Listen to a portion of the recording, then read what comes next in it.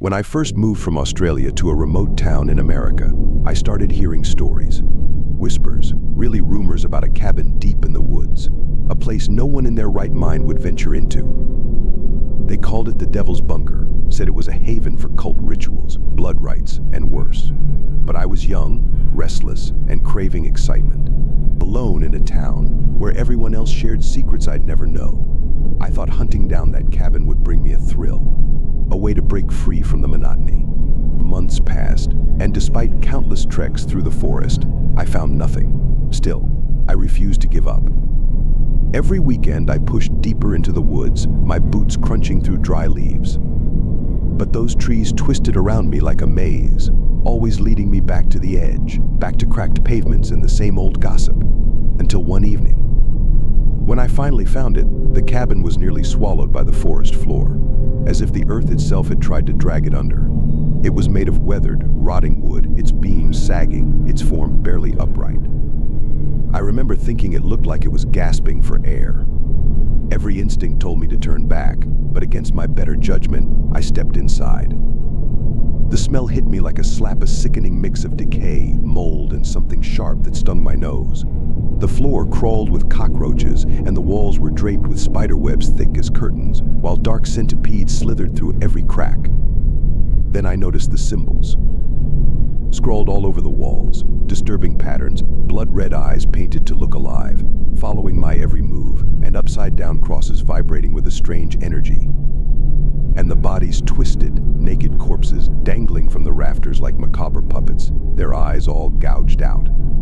I stumbled back in horror, my foot crunching over broken glass. I bolted. I ran blindly through the woods, eventually bursting through the door of my friend Ryan's house, gasping for breath as I tried to explain what I'd seen. He didn't believe me, of course, brushed it off as a prank or an overactive imagination. But the look in my eyes must have convinced him enough to humor me. Against my better judgment, I agreed to lead him back. It took hours to find the path again, and by then the sun was sinking low. Ryan gave a mocking grin as we pushed open the cabin door, and I braced myself for the stench. But it was gone. The bodies were gone too.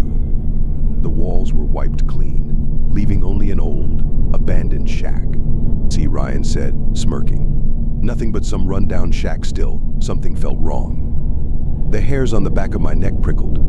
I watched Ryan explore each room, calling out for me to follow, as dread clawed at my chest.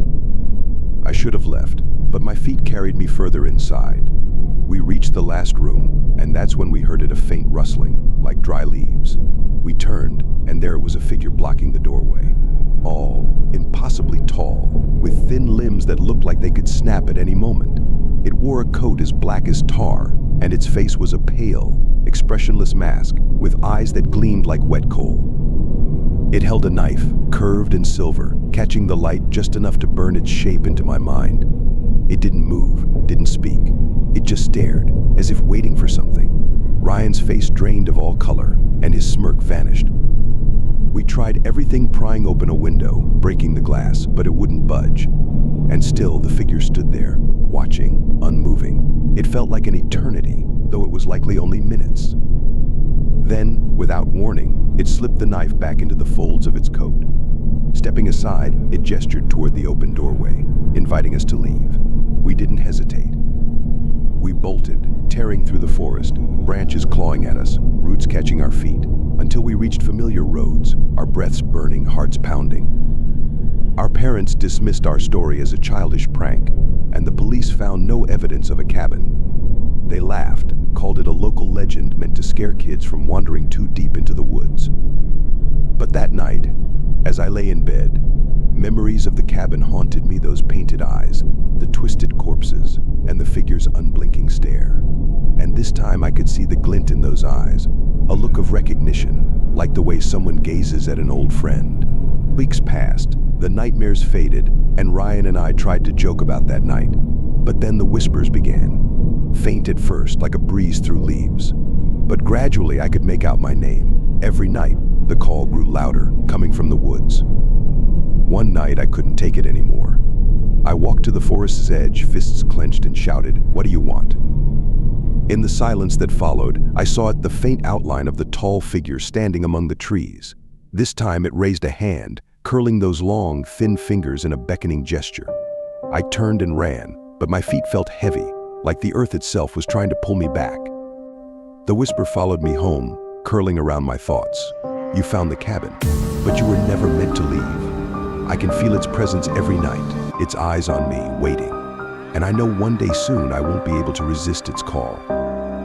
If you enjoy stories that keep you up at night, don't forget to subscribe for more chilling tales. You never know what might be lurking in the next one.